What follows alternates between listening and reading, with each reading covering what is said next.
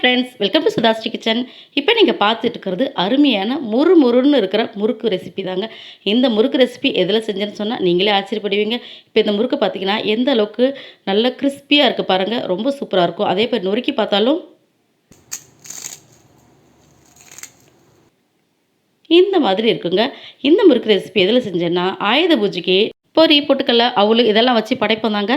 அதில் தாங்க செஞ்சுருக்கேன். பொரியை மட்டும் தனியாக எடுத்து இதில் நிலக்கடலை, பொட்டுக்கடலை, மோர் மிளகாய், பூண்டு இதெல்லாம் போட்டு தாளித்து மழைக்கு சூப்பராக ரெடி பண்ணியாச்சுங்க. நான் லிங்க் ஐ கார்டில் தரேன், பார்த்துக்கோங்க. பொட்டுக்கடலையும் அவுளையும் என்ன பண்ணலாம் ஐடியா என்ன செய்யலாம் அப்படின்னு யோசிக்கும்போது இந்த பொட்டுக்கல்லையும் அவுளையும் மிக்ஸி ஜாரில் சேர்த்துட்டு முதல்ல பொடி செஞ்சுக்கலாங்க. இது 2 கப்பு இருக்க மாதிரி இருந்துச்சு.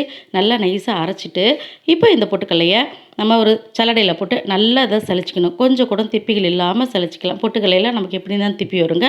இப்போ இந்த மாதிரி சலிச்சிக்கலாம். இது அமேசானில் தான் வாங்கினேன். சூப்பராக இருக்குது நமக்கு சலிக்கிறதுக்கு. இது கூட நான் 1½ கப்புக்கு அரிசி மாவு சேர்த்துக்கிறேங்க. சரியான அளவாக இருந்துச்சு. 1½ கப்பு அரிசி மாவு சேர்த்துட்டு 2 ஸ்பூனுக்கு தனி மிளகாய் பொடி சேர்த்துக்கிறேங்க. அடுத்தது பெருங்காயம் 1 ஸ்பூன் இருக்க மாதிரி சேர்த்துக்கலாம். வெள்ளை எள்ளு 4 ஸ்பூன் சேர்த்துக்கிறேன். வெள்ளை எள்ளு இல்லைன்னா நீங்கள் சீரகம் கூட சேர்த்துக்கலாம். உப்பு 1½ ஸ்பூனுக்கு சேர்த்துட்டு எல்லாத்தையும் ஒரு விஸ்கு வச்சு நல்லா இந்த மாதிரி கலந்து விட்டுக்கலாங்க. அப்போ தான் எல்லா பக்கமும் உப்பு காரம் எல்லாம் கலந்து வரும். இப்போ இந்த மாதிரி நல்லா கலந்து விட்டுருணுங்க. அப்போ தான் நல்லாயிருக்கும். முதல்ல இதை நல்லா கலந்து வச்சாச்சு. அடுத்தது நல்ல சூடான எண்ணெய் காய்ச்சி இதில் ஊற்றுறாங்க. நீங்கள் வெண்ணெய் கூட காய்ச்சி ஊற்றலாம். நான் இன்றைக்கி எண்ணெய் தான் காய்ச்சி ஊற்றுறேன். நல்லா இந்த மாதிரி கலந்துக்கலாம். சூடாக இருக்கிறதுனால முதல்ல விஸ்கு வச்சு கலந்துக்கலாம். அதுக்கப்புறம் நம்ம கை வச்சு நல்லா பிசைஞ்சு எடுத்துக்கலாங்க. இப்போ நல்லா கலந்து விட்டுட்டு இப்போ எல்லா பக்கமும் படுற மாதிரி நல்லா கலந்துக்கணும். கொஞ்சம் சூடாறின பிறகு நம்ம கை வச்சு நல்லா இதை பிசைஞ்சு எடுத்துக்கலாங்க. ரொம்ப சூப்பராக இருக்கும் டேஸ்ட்டு. எல்லா பொருளும் ஒன்று சேர்ந்து நல்லா கலந்த பிறகு இந்த மாதிரி நம்ம பிடிச்சு பார்த்தோம்னா சரியாக இருக்கான்னு பார்த்துணுங்க. இது கூட நம்ம சுடு தண்ணி தான் கலந்து பிசைய போகிறோங்க. அவுள் எல்லாம் நமக்கு இருக்கிறதுனால சுடு தண்ணி போட்டு பிசைஞ்சால் தான் நல்லாயிருக்கும். இல்லைன்னா பொரின்னு அப்படியே பொரிஞ்சு வந்த மாதிரி ஆகிடும்.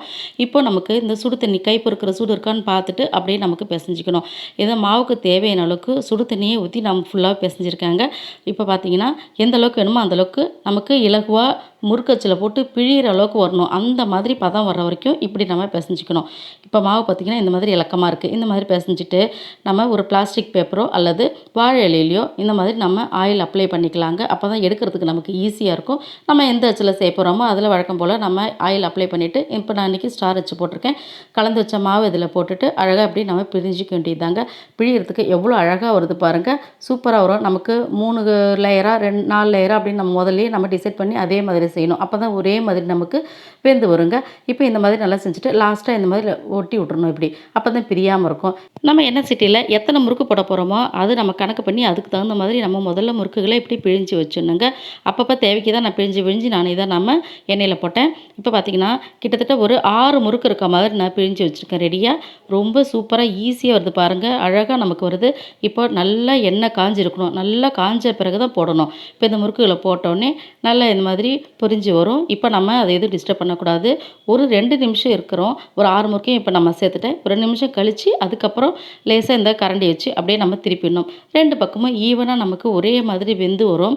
ரொம்ப ரொம்ப சூப்பராக கிறிஸ்பியாக குழந்தைங்க ஸ்கூல் விட்டு வந்தாலும் சரி, நமக்கு வீட்டில் ஈவினிங் டீ டைம் ஸ்நாக்ஸாக இருந்தாலும் சரி, இது சாப்பிடும்போது ரொம்ப டேஸ்ட்டாக இருக்குது. இப்போ சத்தமெல்லாம் அடங்கி வந்த பிறகு இப்போ நம்ம இந்த கரண்டியில் எல்லா முறுக்குகளையும் எடுத்துடலாங்க. நல்லா எண்ணெயை வடிச்சிடணும். எண்ணெயை வடிச்சிட்டு எடுத்தால் தான் நல்லாயிருக்கும். நல்லா எண்ணெயெல்லாம் வடிச்சிட்டு இந்த மாதிரி ஓட்டையாக இருக்கிற மாதிரி கிண்ணத்தில் போட்டோம்னா எண்ணெயும் நமக்கு கீழே இறங்கிடும். இப்போ இந்த முறுக்கு எல்லாத்தையும் இந்த மாதிரி ஒரு பாக்ஸில் நம்ம ஏர்டைட் ஜாரில் வச்சுட்டு நம்ம மூடி வச்சோம்னா 10 நாள் ஆனாலும் முறுன்னு சூப்பராக இருக்குங்க. இந்த மழைக்கு வேணால் பிளாஸ்டிக் கவர் கூட எக்ஸ்ட்ரா நீங்கள் போட்டு கூட போடலாங்க. இப்போ இந்த மாதிரி மூடி வச்சு இப்படி மூடி நல்லா லாக் பண்ணிட வேண்டியதாங்க. சூப்பரான நம்மளுடைய முறுக்கு ரெசிபி ரெடி. உங்களுக்கு இந்த பொட்டுக்கல்ல அவுள் சேர்த்த முறுக்கு ரெசிபி பிடிச்சிருந்துச்சுன்னா சுதாஸ்ரீ கிச்சனுக்கு சப்ஸ்கிரைப் பண்ணுங்கள். ஃப்ரெண்ட்ஸ் அண்ட் ரிலேட்டிவ்க்கு ஷேர் பண்ணுங்கள், லைக் பண்ணுங்கள், கமெண்ட் பண்ணுங்கள். ஆரோக்கியமானதையே சமைப்போம், ஆனந்தமாக இருப்போம். தேங்க்யூ.